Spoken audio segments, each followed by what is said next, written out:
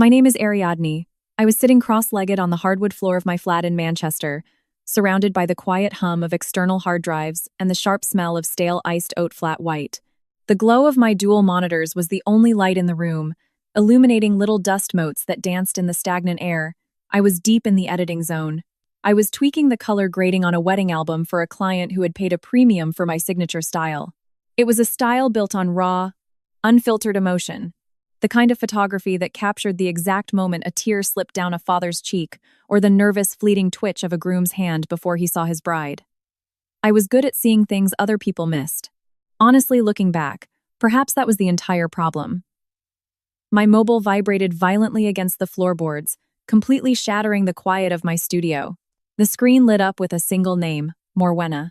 My stomach did that familiar, sickening little flip it always did when my mother called. We did not have casual chats about the weather or try out new recipes together. A call from Morwenna meant instructions, critiques, or corrections. I took a deep breath, swiped the green icon, and put the phone to my ear. "Hello, Mum," I said, trying my absolute hardest to keep my voice neutral and light. "Ariadne," she said. There was no greeting, no warmth. Her voice was crisp, like dry leaves stepping on pavement. "We need to talk about next month, about the wedding." I leaned back against the edge of my sofa, rubbing my tired eyes. "I already booked my flight, Mum. I sent you the confirmation last week. I land on the 14th at the daughter." "Don't," she interrupted. The word was sharp. It was a command rather than a request. "That is what I am calling about. You are not coming." I blinked, staring blankly at the frozen image of a smiling bride on my computer screen. The silence on the line stretched out thick and suffocating. "Excuse me?" "You heard me," Morwenna continued, her tone shifting seamlessly into that maddeningly reasonable pitch she always used right when she was about to gaslight me into a different dimension. "We have been discussing it, your father and I, and Serafina, of course. We think it is best if you sit this one out." "Sit this one out?" I repeated, my voice involuntarily rising. "It is my sister's wedding. I am her only sister." "What are you talking about?" "It is complicated, Ariadne. You know how it is," she sighed. It was a perfectly crafted sound of theatrical exhaustion. "You have been doing so well lately with your little photography business. You have that look about you now, that polish. You're uninviting me because I look polished? Stop being dramatic," I snapped, the confusion melting into defense. "Listen to me," she said, her voice turning icy.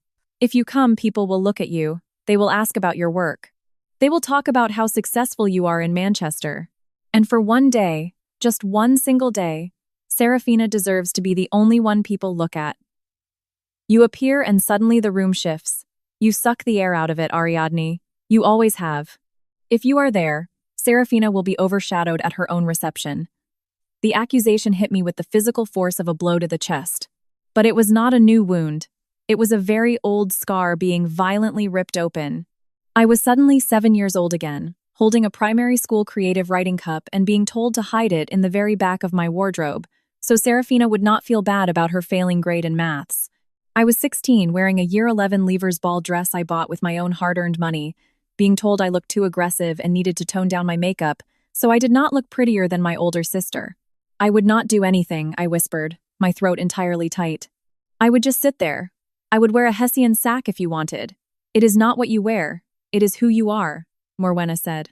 The cruelty of that statement was so casual, so effortless, it quite literally took my breath away. "We just want a peaceful day. If you love your sister, you will understand." The line went dead. She did not even say goodbye. I sat there, the mobile slipping from my sweaty palm. My heart was hammering against my ribs like a trapped bird. Surely this was a huge misunderstanding. Maybe Mum was just stressed about the catering. Maybe she was projecting her own anxieties. I needed a sanity check. I felt a wave of dizziness wash over me. My hand, shaking uncontrollably, knocked right into the large glass of iced flat white sitting next to my keyboard. It happened in agonizing slow motion. The heavy glass tipped. The amber liquid surged out, splashing directly across the desk, soaking into my invoices, and pooling directly under my primary external hard drive. The exact hard drive containing 3 solid months of client work. "No!" I screamed, dropping the phone completely. I scrambled forward on my knees, grabbing the metal drive, ripping the cord from the port. Sticky cold liquid dripped from the casing. I frantically tried to dry it with the hem of my shirt, my breath coming in short, panicked gasps. I plugged it back in, praying to every single god I did not believe in. The computer made a horrifying grinding noise. The screen flickered. The folder icon did not appear. No, no, no, I sobbed, hitting the edge of the desk with my closed fist. This was what they did. This was the true family legacy. They did not just hurt my feelings. They completely destabilized my reality. They made me shake until I broke the very things I had built with my own 2 hands. They got inside my head until I destroyed my own work. I was sitting in a puddle of coffee in despair, holding a dead piece of metal that represented thousands of pounds and hundreds of hours of labor, all because they had convinced me I was unworthy of witnessing my own family's joy. The front door unlocked with a heavy click. Cassian walked in carrying 2 large brown paper bags of groceries. He stopped dead in the entryway. Cassian was a documentary filmmaker, a man who built narratives out of absolute chaos for a living. He took in the scene instantly. He saw the spilled coffee dripping off the edge of the desk, the dead hard drive clutched in my hands, the hot tears streaming down my face, and my mobile lying on the floor where I had abandoned it. He dropped the grocery bags. They hit the floor with a heavy thud, apples rolling out across the wood. He rushed over, completely ignoring the mess, and kneeled beside me in the wet puddle. Ariadne, what happened? Are you hurt? He reached for my hands, gently pulling the dripping hard drive away before I could squeeze it to death. I looked at him through my blurry vision. I saw the deep worry in his eyes, the genuine fear that I was physically injured. He actually saw me. He did not look at me as a competition. He did not look at me as a threat. He did not view me as some annoying background character who needed to be dimmed down so someone else could shine. I looked at the black screen of my computer. I looked at the coffee soaking deep into the expensive floorboards. I thought about the non-refundable train ticket I would now have to cancel.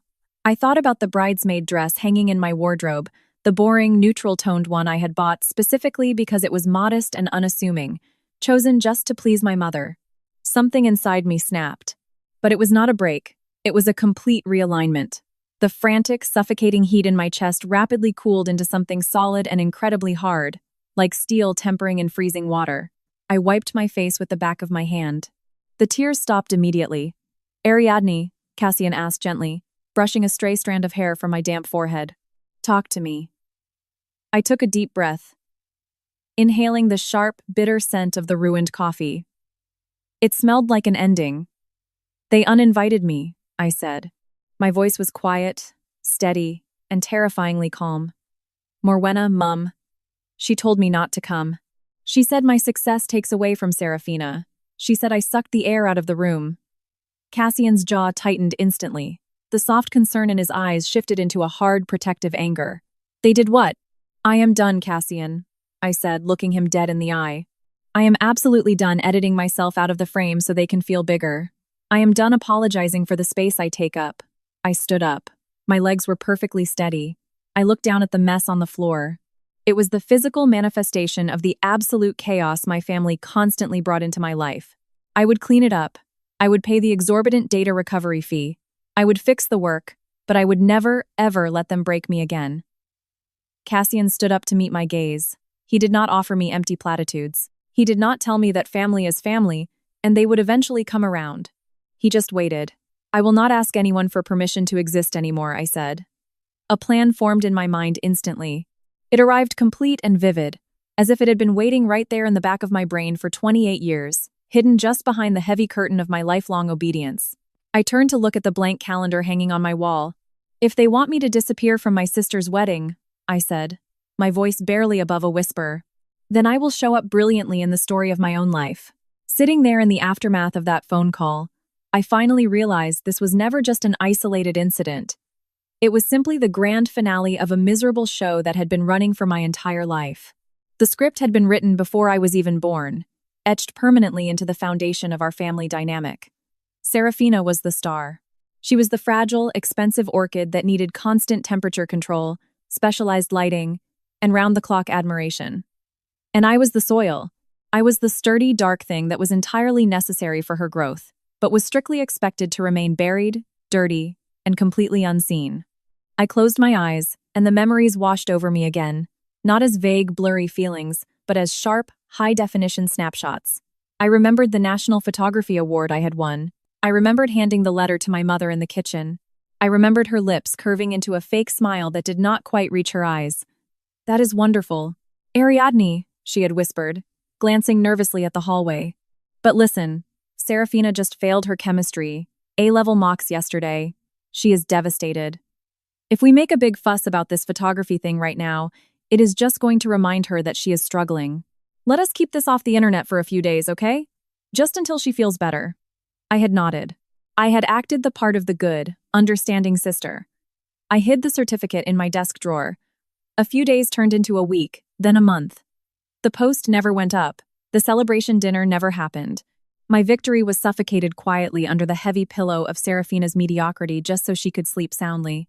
Well, no more. The soil was finally refusing to stay underground. Despite the sudden surge of resolve, a tiny, pathetic part of me still needed to know if I was truly alone in this. I needed to know if my father was the architect of this banishment or just a passive bystander. I picked up my mobile, my fingers still slightly sticky with coffee, and dialed Alistair's number. "Hey, Dad," I said the exact moment he picked up. I was practically begging for him to laugh it off, to tell me my mother had lost her mind over catering budgets. Mum just called me and said the craziest thing. She said I am uninvited. Please tell me she is just having a pre-wedding meltdown. Alistair cleared his throat. The sound was dry, scratchy, and incredibly uncomfortable. "Ariadne," he said, and the complete lack of surprise in his voice shattered the very last tiny sliver of hope I had left. "Your mother and we talked about this at length. So, you agree?" I asked, my voice cracking despite my best efforts to keep it firm. "You actually agree that I should not be there?" "Look, sweetheart," he said, his voice dropping into that conspiratorial hush-hush whisper that always made me feel physically sick. It was the voice he used when he wanted me to hide my accomplishments. "Serafina is very fragile right now. She is under a lot of pressure with the planning.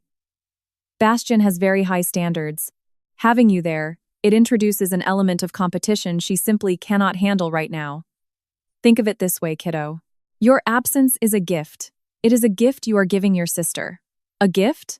My complete erasure was the only present they actually wanted from me. "Dad," I said, my voice hardening, "you are asking me to miss the biggest day of her life because you are too afraid to tell Mum she is being insane." "Do not speak about your mother that way," he snapped, his defensive cowardice flaring up. "We are trying to protect the peace. You have always been the strong one, Ariadne. You can handle this. Serafina needs this day to be perfect." "Right. Protect the peace," I muttered. "You mean protect your peace so Mum doesn't yell at you?"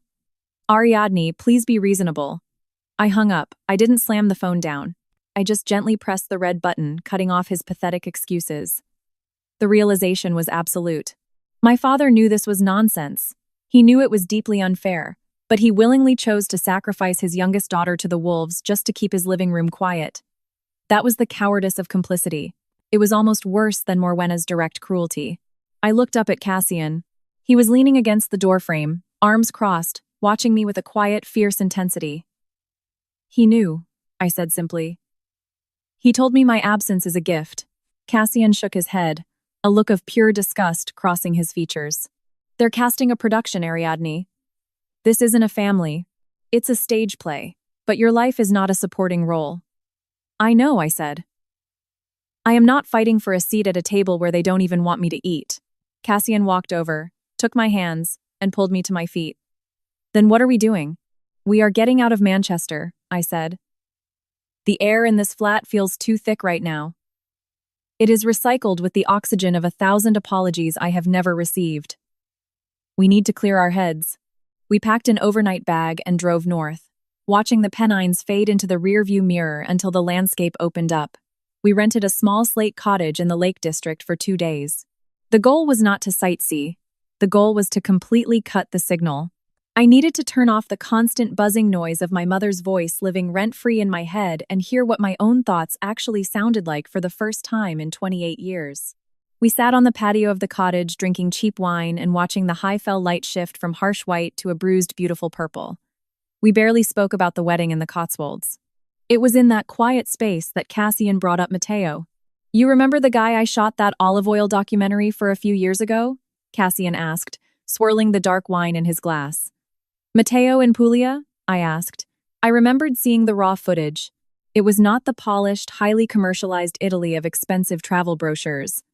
It was raw stone, ancient olive trees, and natural light that looked like it had been painted by a Renaissance master.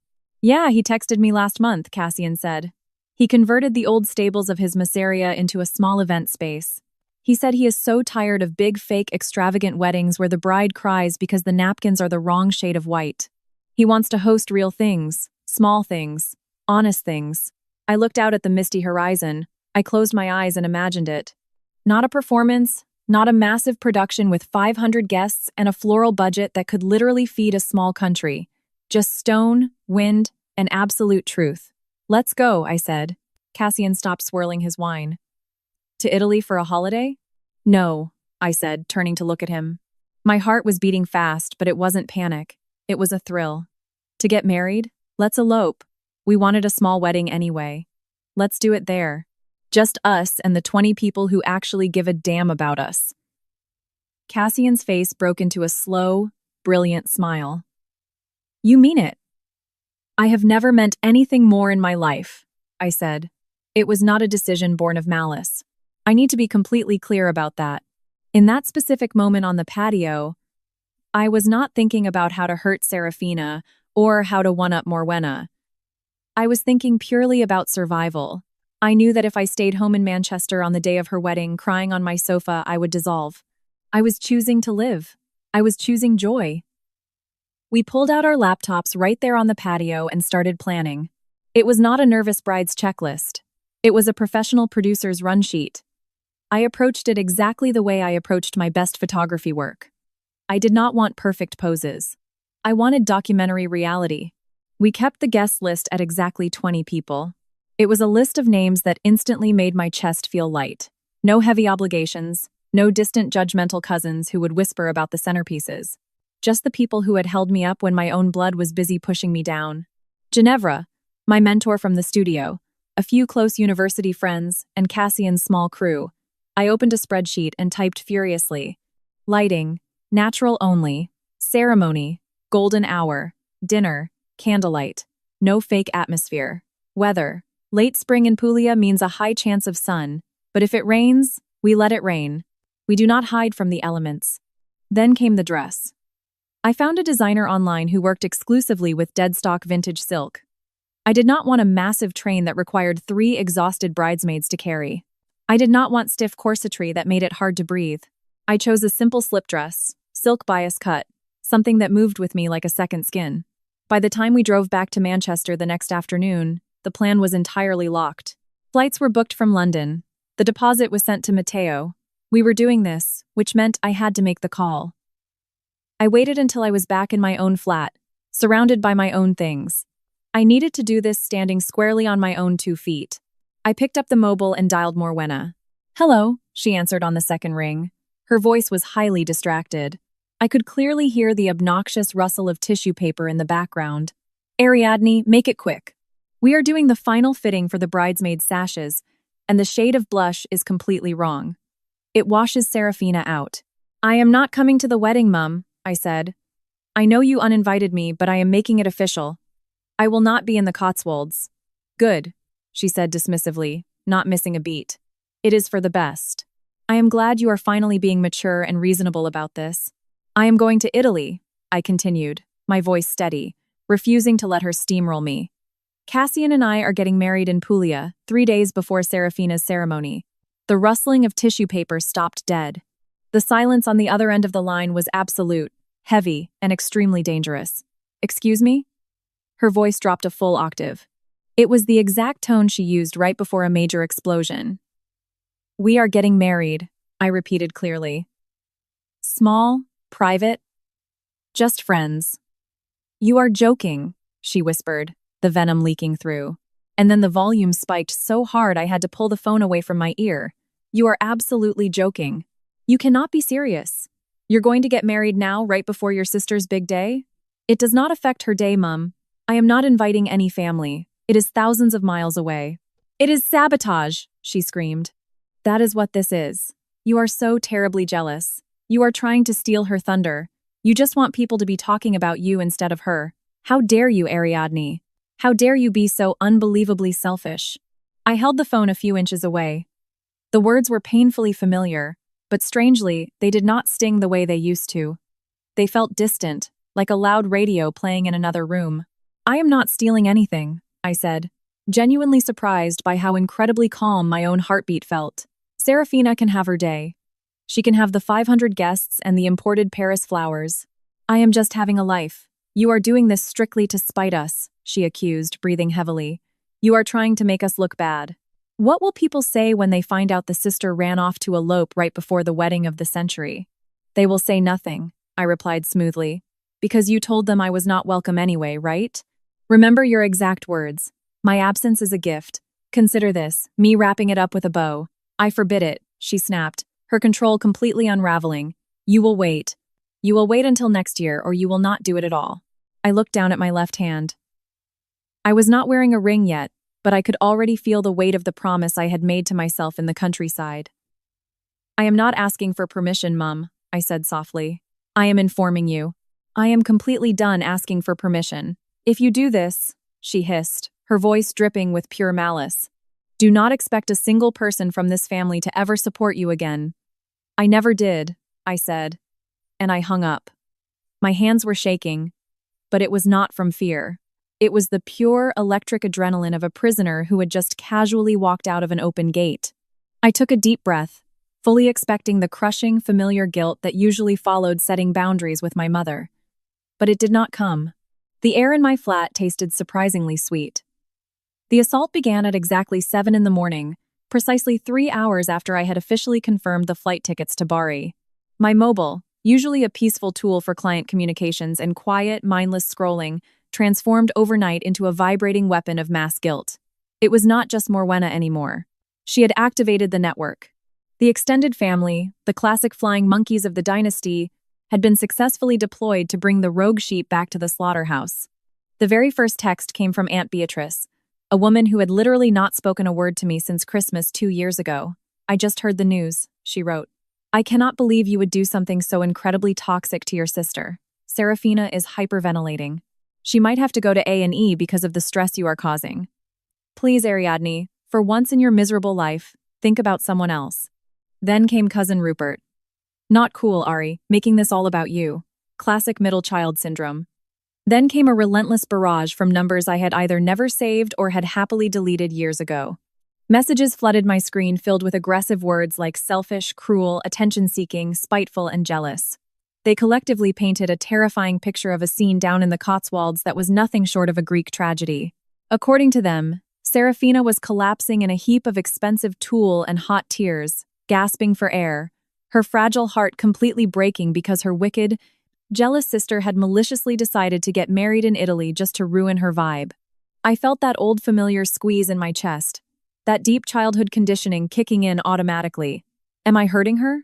Is she really sick? Did I push too hard? Check the feed, Cassian said. He was standing right over my shoulder holding 2 mugs of coffee, watching the notifications stack up on my lock screen like aggressive Tetris blocks. Do not reply to a single one of them. Just check the feed. I opened Instagram. I went straight to Serafina's public profile. Given the messages I was receiving, I fully expected radio silence or maybe a vague, sad quote about family betrayal set against a black background. Instead, I saw a series of high-definition stories posted exactly 15 minutes ago. Serafina was not in a hospital. She was not hyperventilating into a paper bag. She was at an exclusive bridal brunch in a sun-drenched, beautifully manicured garden, holding a crystal glass of expensive pink champagne. In the next slide, she was throwing her head back and laughing uproariously with her 6 perfectly styled bridesmaids. A piece of red velvet cake elegantly poised on a silver fork. Taste testing, the caption read, followed by a diamond ring emoji and a sparkling heart. She looked radiant. She looked completely unbothered. She looked perfectly, 100% fine. The cognitive dissonance made my head spin.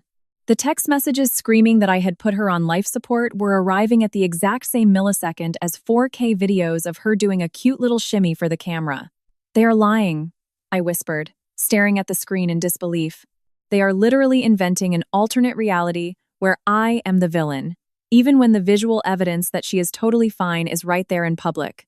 It is a coordinated psychological attack, Cassian said, his voice dropping into that professional, highly detached tone he used when a film shoot was going sideways, and he needed to manage the crisis. They want you to crack. They want you to panic, call them crying, and apologize for existing.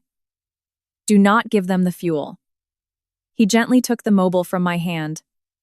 New rule, he announced. We do not engage. We do not defend ourselves.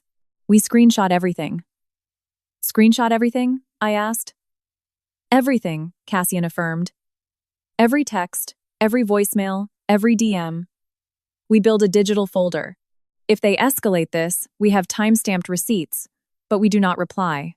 Silence is the one thing narcissists absolutely cannot manipulate. I nodded, feeling a strange, powerful sense of calm wash over the initial panic. Documentation. I was a photographer. I could definitely handle documentation.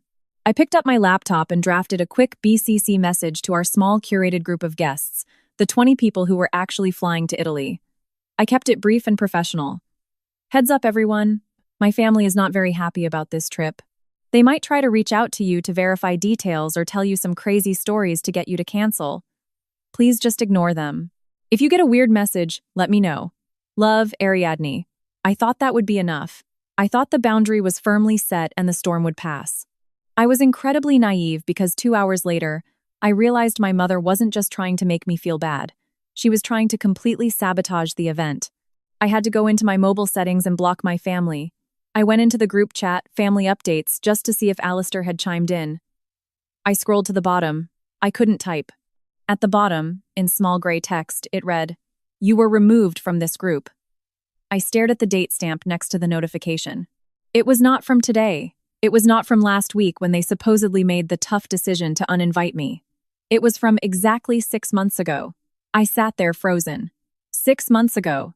That was exactly when Serafina got engaged. They hadn't just kicked me out of the wedding. They had surgically erased me from the conversation half a year ago. They had curated a separate, completely isolated reality where I did not exist. Long before they had the courage to tell me to my face, I was already gone. A strange, cold smile touched my lips. They handed me the scissors to cut the cord. Later that afternoon, the real reason for my exile finally surfaced, and it had absolutely nothing to do with my mother's obsession with Serafina being the center of attention.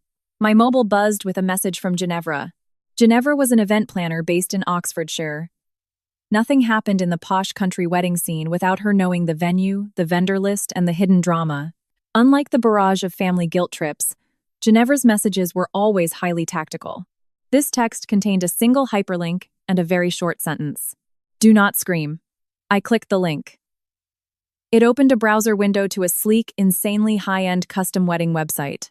The header drifted in with elegant, expensive fade effects, the union of Serafina and Bastian, a Cotswolds love story. It was beautiful. It was polished. It looked like £1,000,000.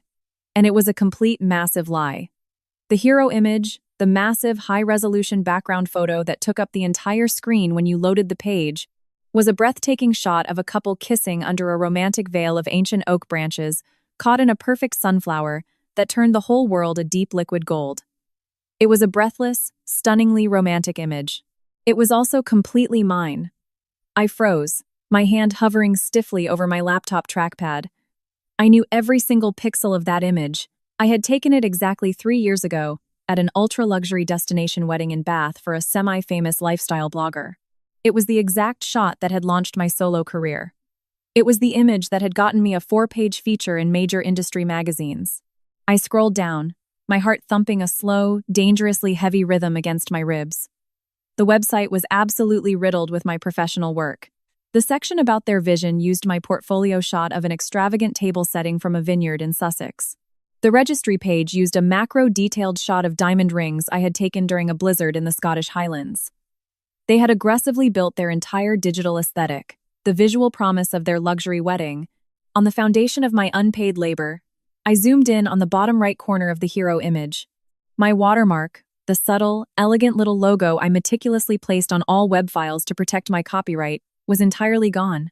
It had been clumsily, horribly cloned out using Photoshop, replaced by a blurry, pixelated patch of green leaves. I scrolled to the very bottom of the page, my blood running ice cold. There in a small modern sans serif font was the final insult, the credit line, photography and visual direction by Bastian. I sat back hard against my chair, all the air rushing out of my lungs at once. It was not a misunderstanding. It was not a family quirk. It was blatant illegal theft.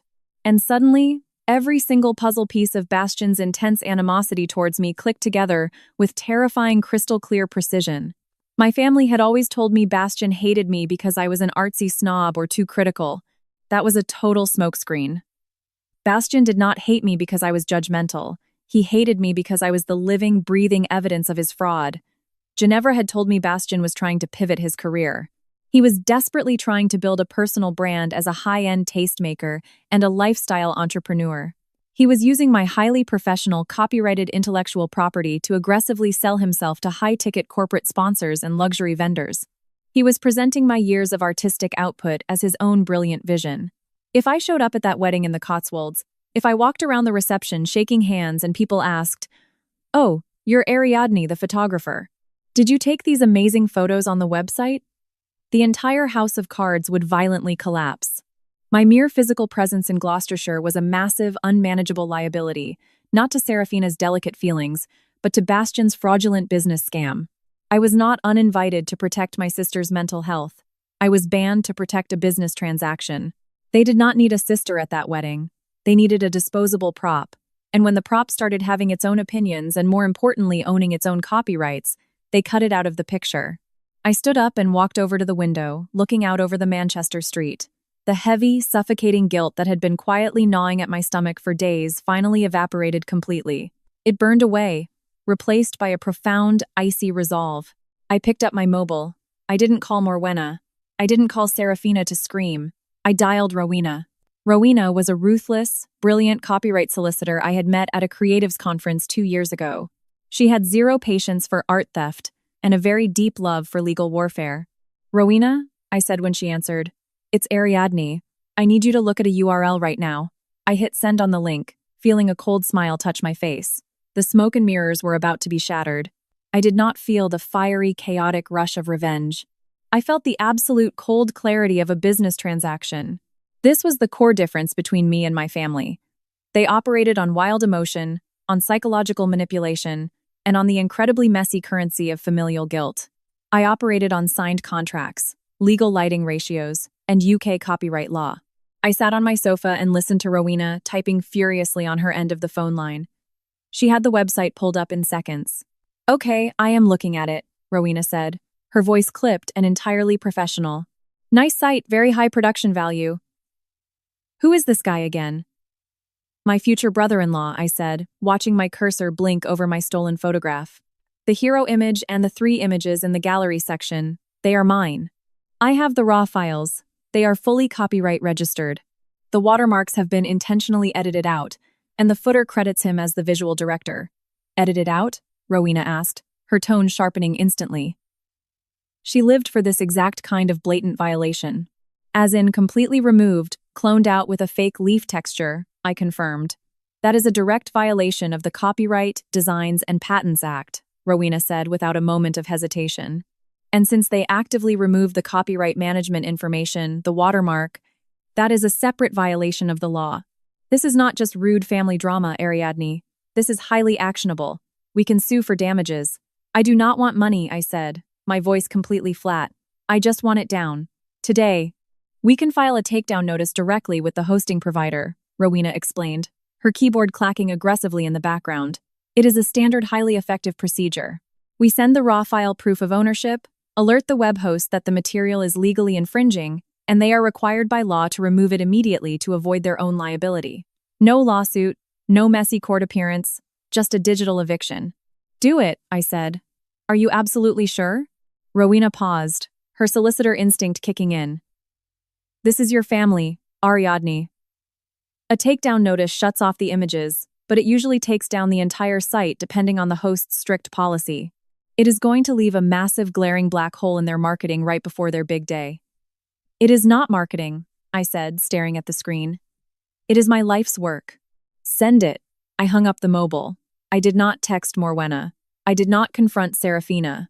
I went into my bedroom, pulled out my suitcase, and started packing for Italy. 30 minutes later, my mobile pinged. It was a quick email from Rowena. The notice was submitted. The web host usually processed these within 24 hours, but given the undeniable proof of the raw files, she expected it to be much faster. I waited. The sun slowly moved across the hardwood floor of my flat. Cassian was packing his camera gear in the living room, sensing the heavy shift in my energy, but giving me the quiet space I needed. Then my mobile lit up. It was not a phone call. It was a text message from a strange number I did not recognize. No area code.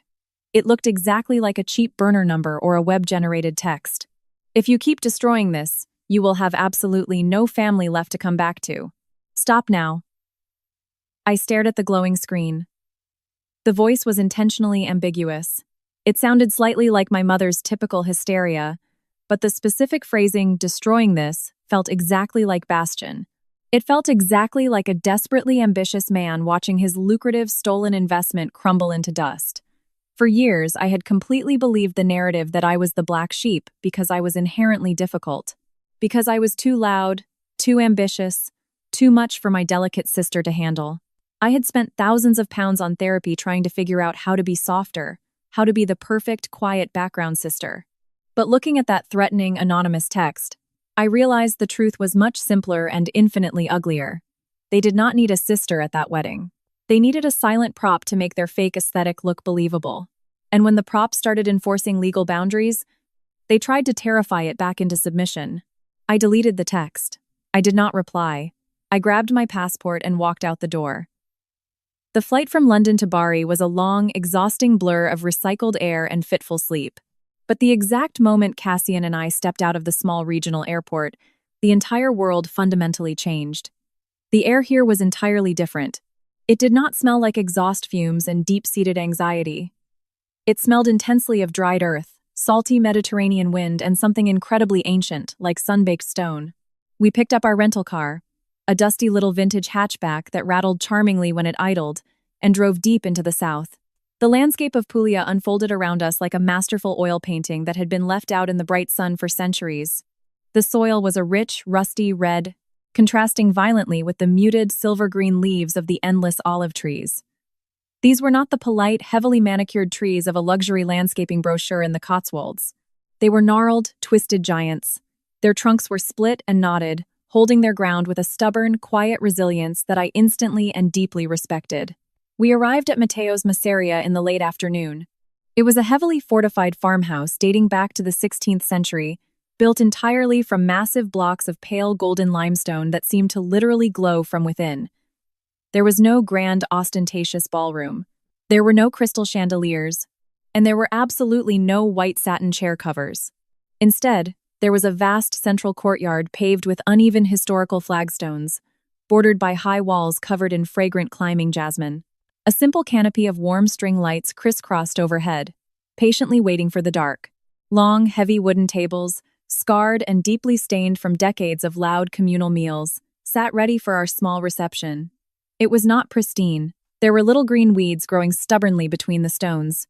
The plaster was peeling in certain places to reveal the raw rock beneath. But it felt incredibly warm. It felt like a real place where actual messy life happened, not an expensive movie set built strictly for a shallow photo opportunity. Matteo met us at the heavy iron gate, enveloping Cassian in a massive hug that looked like it could crack a rib. He turned to me, his dark eyes crinkling warmly at the corners. "Welcome home, Ariadne," he said simply. He did not treat me like a fragile, stressed-out bride who needed to be carefully handled. He treated me like a weary traveler who desperately needed a glass of wine and some fresh bread. We spent the evening settling in, but the reach of the family dynasty was apparently global. Later that night, as we were tasting the local wine in the kitchen, Matteo pulled me aside. His usually jovial face was dead serious. "Ariadne, I had a very strange phone call this afternoon before you arrived," he said quietly, wiping his large hands on a kitchen towel. "A woman. She spoke very loud, very demanding English. She said she was the mother of the bride." My stomach instantly tightened into a hard knot. "Morwenna. What did she say?" "She demanded to know the exact time the ceremony begins tomorrow," Matteo said, a deep frown settling on his face. "She said she needed to coordinate a very large surprise delivery of flowers. She aggressively asked me for the full guest list, and then she demanded the digital security code to the main iron gate. I felt the blood completely drain from my face. Morwenna was not just yelling into the void anymore. She was actively hunting me. She was trying to get the guest list to harass my friends. She was trying to get the gate code to send someone to ruin the venue or cancel the catering. The invasion felt shockingly physical, like someone was trying to pick the lock on my front door while I was sleeping. "Matteo," I said, my voice trembling slightly despite my best efforts. "That was my mother. She is strictly not invited. She is not sending flowers. Under no circumstances do you give her any information. Not even the time of day." "I thought as much," Matteo said, his tone instantly shifting from confused host to fiercely protective friend. She sounded incredibly aggressive. "Do not worry, Ariadne. This is Puglia. We know exactly how to handle aggressive people, but we need a strict system. A password." "A password?" I asked. "Yes," he said firmly. "From now on, absolutely no changes are made to the menu, the timeline, or the gate access list unless you say the specific word to me. If the Pope himself calls the Masseria, if he does not have the word, he does not get inside." "Cinnamon," I said. It was the very first random word that popped into my panicked brain. "Cinnamon," Matteo repeated, nodding once.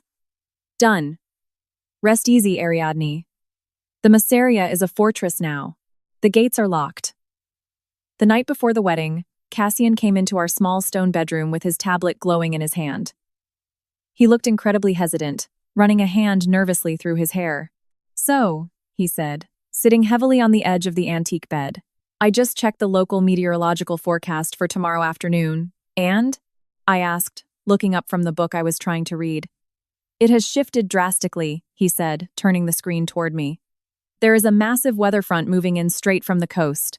There is an 80% chance of heavy rain right at 5 o'clock. Exactly during our vows in the courtyard." I stared at the digital radar map on the screen. The bright green and yellow blobs were heading straight for our little town. Rain, of course. In my mother's meticulously curated narrative, this would be the ultimate divine punishment. See, she would tell all her friends at the tennis club, "Even God thinks Ariadne is making a terrible, selfish mistake." A rainy wedding was considered an absolute, unmitigated disaster in the bridal magazines I used to shoot for. It ruined the expensive hair blowouts. It completely muddied the hems of the designer gowns. It made the wealthy guests grumpy and miserable. For 10 long seconds, I felt that old familiar panic rising in my throat. I vividly pictured the open, completely exposed stone courtyard. I pictured the romantic candles sputtering out in the downpour. I pictured Morwenna sitting in her luxury suite in the Cotswolds, somehow sensing the storm and laughing at my ruined day. But then I stood up and looked out the small wooden window at the dark, silent outline of the ancient olive trees swaying in the rising wind. This was not a performance. This was not about getting the perfect sun-drenched shot for a lifestyle blog so we could get free hotel stays. This was about standing next to Cassian, the man who actually saw me, and making a promise to build a real life together. "Okay," I said, turning back to him. "Okay?" Cassian asked, raising one skeptical eyebrow. "Do you want to ask Matteo to move the ceremony into the old barn? It will be tight with 20 people and the camera gear, but we can make it work." "No," I said, entirely surprised by my own fierce certainty. "Let it rain." Cassian blinked. "You are sure?" "The limestone looks incredibly beautiful when it is wet," I said, a genuine bubbling laugh escaping my throat. It felt strange and wonderful after weeks of pure tension. The greens of the trees get so much deeper. Rain is just different lighting, Cassian. It is just texture. We are not made of sugar. We will not melt. He smiled, a wide, breathtaking smile, and leaned in to kiss my forehead. "That is the hardcore producer in you talking." "No," I whispered against his shoulder. "That is the woman who is completely done being afraid of a little water." I lay back on the pillows that night, listening to the wind actively pick up outside the thick walls. I realized right then that for 28 years I had completely believed my family was all-powerful. I believed their disapproval could literally stop the sun from rising. I believed their anger could shape physical reality. But here, halfway across the world, among the olive trees and the solid limestone, their immense power was nothing but a tiny, annoying voice on a phone line that I could simply choose not to answer.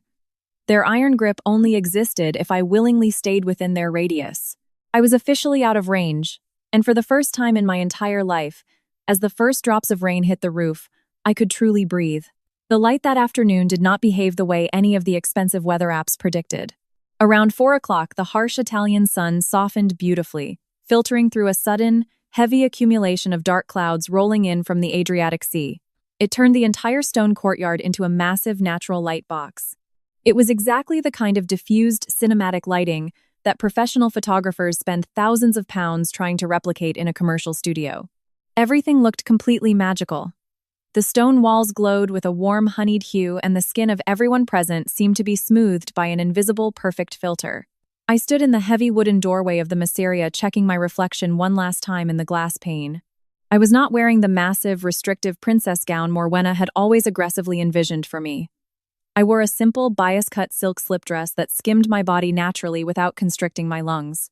My hair was pulled back into a low, slightly messy bun, secured with a single antique silver pin I had found in a chaotic flea market in Bari.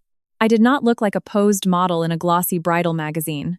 I looked like a real woman who had dressed up for a very important dinner date with the love of her life.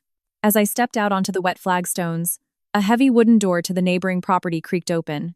An elderly Italian woman, no taller than 5 feet, shuffled out slowly.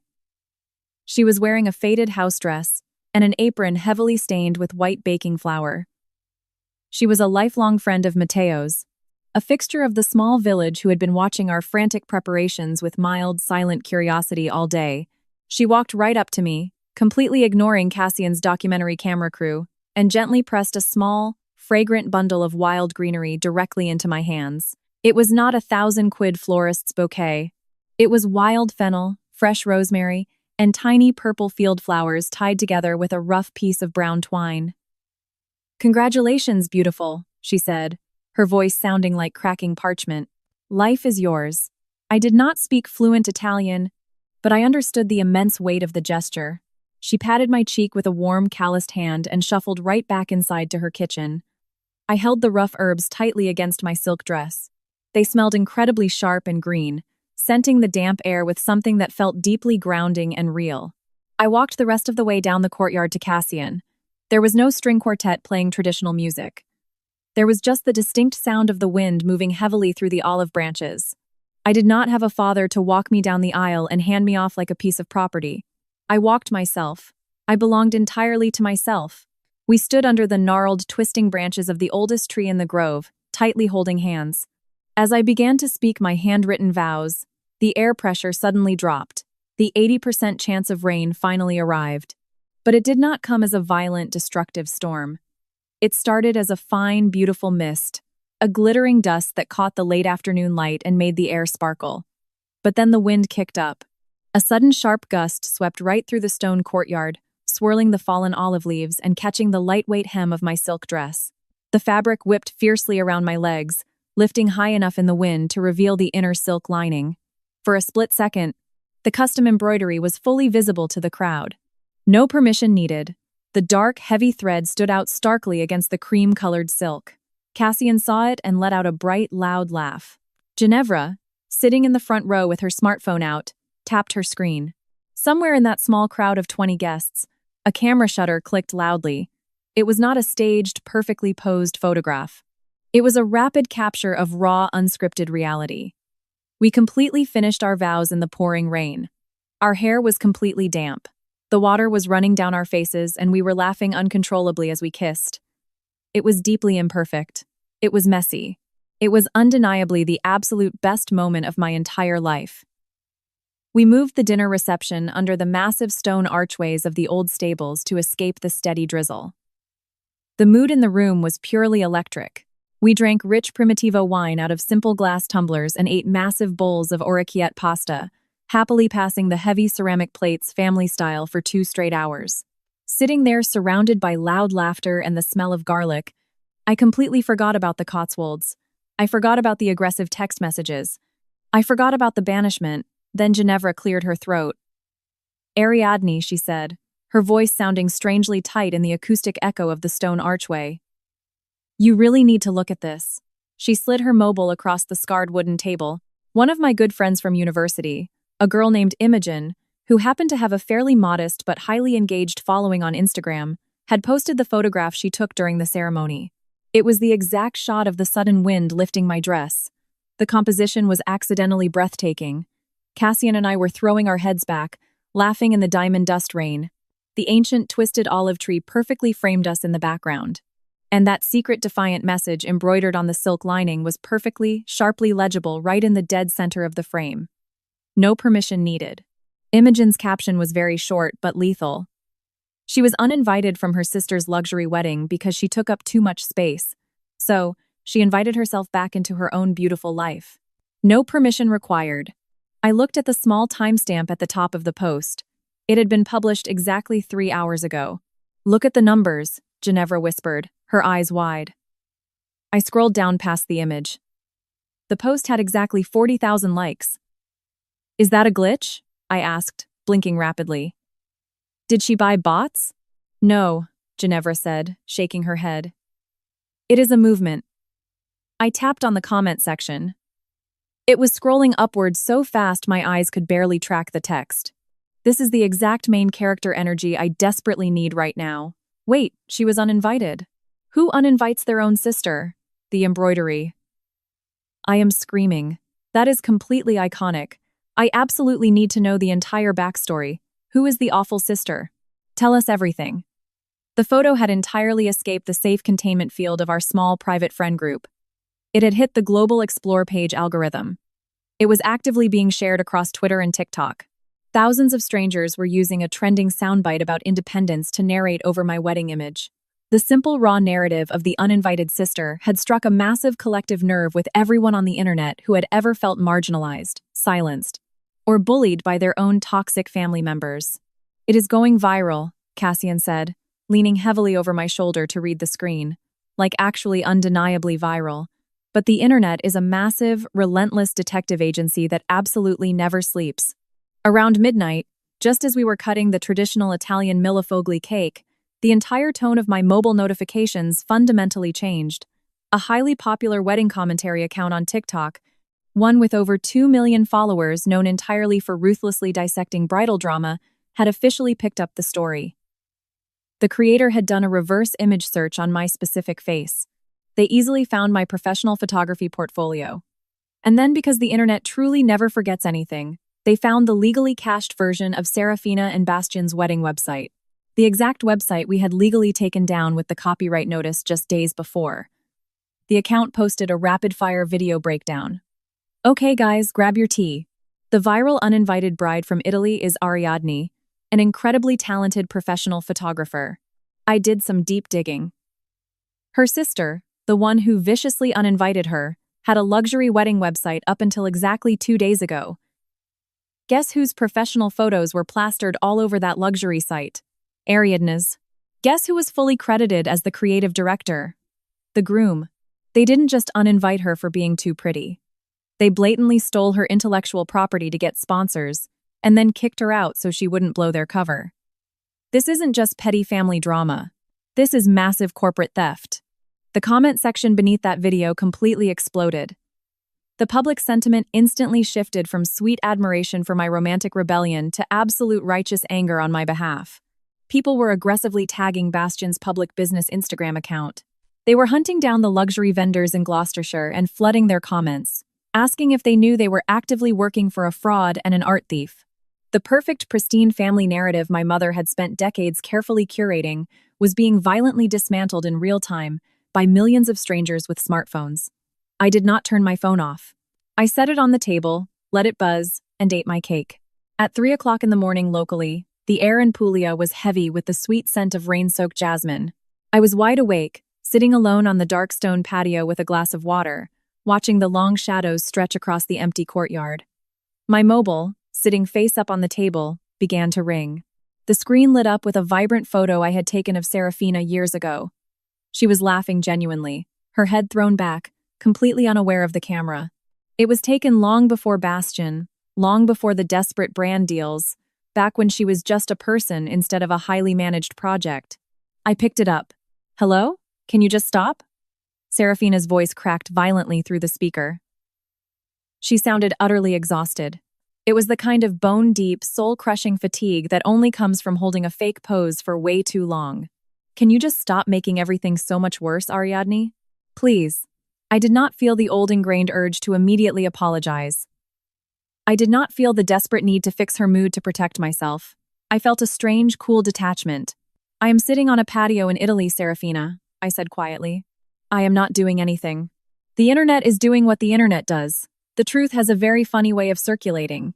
You know exactly what I mean, she snapped. But there was absolutely no real heat in it, only raw desperation. The corporate lawyers, the vendors. Bastian is literally screaming at the florist in the hallway. Mum is pacing the hotel room like a caged tiger. The whole house feels like a massive bomb is about to go off. And it is all because of you, is it? I asked, keeping my voice perfectly level. Is it really because of me? Or is it because you guys aggressively built an entire wedding on stolen photographs and lies? A heavy, thick silence stretched between us across the continent. I could hear the faint mechanical hum of the central air conditioning on her end, thousands of miles away in a bridal suite that probably cost £2,000 a night. I asked you a simple question, Serafina, I said, my voice softening just a tiny fraction. And I want you to answer me honestly, not as the perfect bride, not as Mum's golden favorite, just as my sister. Do you really truly not want me there? Or are you just completely terrified of Bastian and Mum? She did not answer immediately. I heard a jagged, painful intake of breath. It does not matter, she whispered. It matters to me, I said, Bastian said. She trailed off, then started again, her voice sounding incredibly small. Bastian said you were a massive risk, a brand risk. He said having you there would be distracting because you are difficult, because you always make it about yourself. He said we needed a perfectly cohesive image for the corporate sponsors. He said your vibe would clash with the aesthetic. I closed my eyes. Hearing the pathetic truth spoken out loud, finally confirmed by her own voice, was a very different kind of pain. It was not the sharp, bleeding stab of betrayal. It was the incredibly dull, tragic ache of realizing my sister had willingly traded our entire lifelong relationship for a social media aesthetic. So, I was not uninvited because I am a toxic sister, I stated. I was uninvited because I did not fit the marketing mood board. It is not just that, Serafina cried out, her fragile composure finally completely shattering. God, Ariadne, you do not get it. You never get it. Then explain it to me. Help me get it. I am jealous, she choked out, sobbing heavily into the phone. I am so unbelievably jealous of you. I can barely breathe. I blinked in the dark, genuinely stunned. Jealous of me? Serafina, you are the golden child. You have the perfect fiancé, the perfect luxury wedding, the absolute approval of the entire dynasty. I am the black sheep who just got legally banished from her own family event. What on earth could you possibly be jealous of? You have Cassian, she sobbed.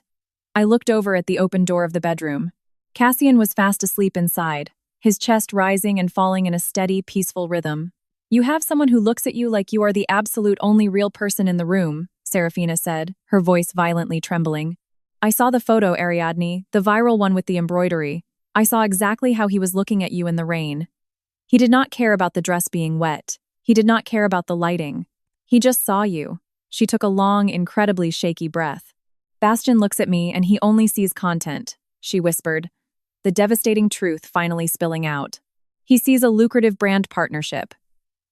He sees a potential power couple to sell to sponsors. But I do not think he has ever looked at me the way Cassian looks at you. Not even once. And when you are around, it just makes it so painfully obvious what I am missing. The revelation hit me with the force of a physical blow. The brand risk wasn't my loud personality. It was my reality. My genuine, messy, unscripted love completely exposed the terrifying hollowness of their production.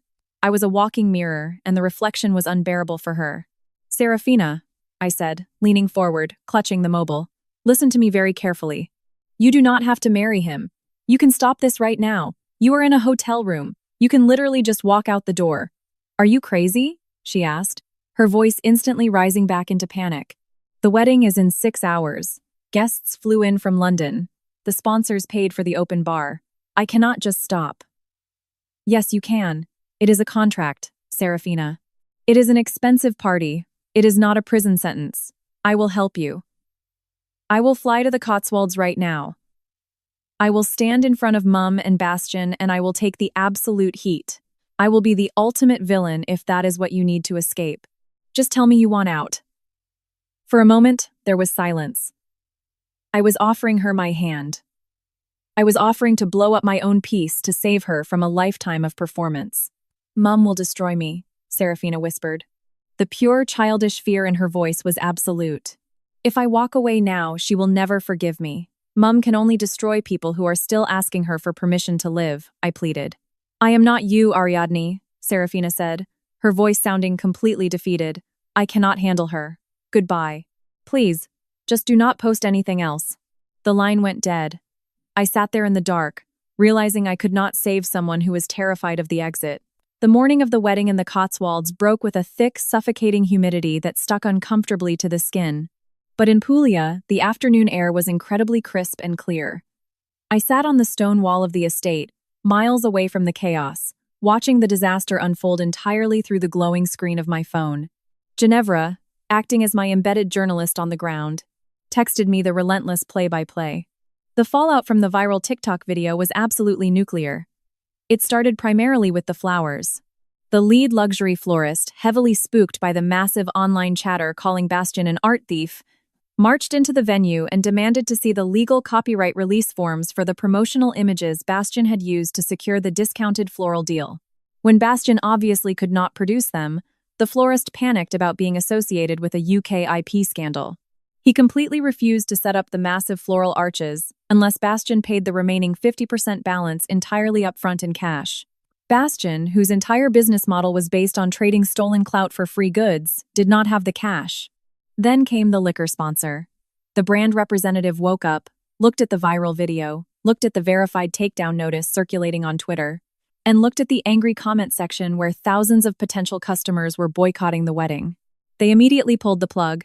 At exactly 10 o'clock in the morning, just 2 hours before the highly anticipated ceremony, the luxury wedding planner had to walk into the tense bridal suite. She had to tell Serafina that the £15,000 open bar tab was no longer covered. In the pure, unadulterated chaos of the moment, the stressed-out planner pulled out her tablet to show Serafina the sudden cancellation email from the corporate. But in her frantic state, she forgot to collapse the previous messages. She accidentally showed Serafina the entire forwarded email chain. Buried at the very bottom of that long corporate thread was the original pitch email Bastian had sent to the liquor brand. Ginevra sent me a blurry screenshot of it. It was devastating. In the email, Bastian referred to his upcoming marriage to Serafina, not as a sacred union, but strictly as a highly monetizable demographic event. Worse, he explicitly mentioned me. He wrote, "We have carefully excluded the bride's sister from the guest list, as her unpredictable, unprofessional behavior is a known brand risk that would clash with our high-end aesthetic." My phone rang. It was Morwenna. "You did this," she screamed, her voice violently shredding the tiny speaker. "You completely destroyed it. The sponsors are pulling out. The florist is packing up his trucks. You ruined the most important day of your sister's life because you could not handle being left out." I listened to her scream. I listened to the raw, unfiltered panic of a deeply controlling woman who was helplessly watching her carefully constructed stage play catch fire in front of an audience of millions. "I did not ruin anything, Mum," I said, my voice eerily calm against her hysteria. "I just stopped covering for you. I stopped letting Bastian use my hard work to illegally sell a lie. If the basic truth destroyed the wedding, then the wedding was never real to begin with." "You are dead to me," she hissed. "I know," I said. "I have been dead to you since the exact moment I started liking myself." I hung up. Back in the bridal suite in Gloucestershire, the cord finally snapped. Serafina was sitting in a velvet chair, wearing a silk robe that said bride in cheap gold glitter. She finished reading Bastian's email on the planner's tablet. She read the exact words her fiancé had written about her. She finally realized with undeniable proof that she was not a cherished partner to him. She was an asset. She was a pretty mannequin he could dress up to secure sponsorships. According to Ginevra, Serafina did not scream. She did not throw a champagne flute against the wall. She simply stood up, walked over to the mahogany table where her expensive bouquet of white orchids was waiting, picked it up, and dropped it directly onto the floor. "I cannot do this," Serafina said to the silent room full of terrified bridesmaids. Morwenna rushed forward, aggressively grabbing her arm. "What are you talking about? The guests are already seated. The string quartet is playing. You are just having cold feet. Put the dress on." Serafina looked at our mother. She looked at the woman who had spent 20 years actively pitting us against each other, training us to ruthlessly compete for tiny scraps of affection. "I am not having cold feet," Serafina said, her voice shockingly clear. "I am having a moment of absolute clarity. I cannot marry into a story that is not mine." She unzipped her silk robe. She stepped away from the tulle and lace gown that cost £8,000. She put on a pair of regular blue jeans and a plain t-shirt, and she walked out the back service door of the luxury venue. She left Bastian standing at the flowerless altar, waiting for a compliant bride who had finally realized she was worth considerably more than a sponsorship deal. The immediate fallout was spectacular. The 500 wealthy guests were awkwardly sent home from the empty venue. Bastian desperately tried to spin the disaster on his social media, posting a tearful video claiming I had maliciously brainwashed Serafina out of pure bitter spite. But the internet was much faster and much smarter. People saw the digital timeline. They saw the copyright theft. They saw the blatant control. Bastian's fledgling lifestyle brand was completely decimated before it even launched. 2 weeks later, Cassian and I were back in Manchester. We were casually packing up my dark little flat to move into a much brighter, larger place together. My mobile buzzed with a text message. It was from Serafina. "I am staying at a friend's place in Bath," she wrote. "I am so sorry for everything. I know I was awful to you." I stared at the screen, my thumb hovering over the keyboard. I was instinctively waiting for the defensive follow-up, the excuse, the part where she blamed Mum. It did not come. "You did not come to save me," she added a minute later. "I know that, but you showed me exactly where the exit door was. Thank you." I typed my reply incredibly slowly, feeling the immense weight of every single word. I was not going back to the old dynamic. I was not going to fix her life for her or offer to pay her rent or manage her complex emotions. "You can start over," I wrote back. "You have plenty of time to figure it out. But just so we are completely clear, Serafina, I will never go back to shrinking myself down so you can feel comfortable. We meet as absolute equals or we do not meet at all." 3 little gray dots appeared on the screen, danced for a few seconds, then stopped, then appeared again. "Equals," she wrote back. It was not a perfect cinematic happy ending wrapped in a neat little bow. It was messy. We had decades of severe psychological trauma to unpack, and I still had Morwena's number firmly blocked, but it was real. It was a starting line. 6 months later, Cassian and I returned to Puglia for a delayed honeymoon.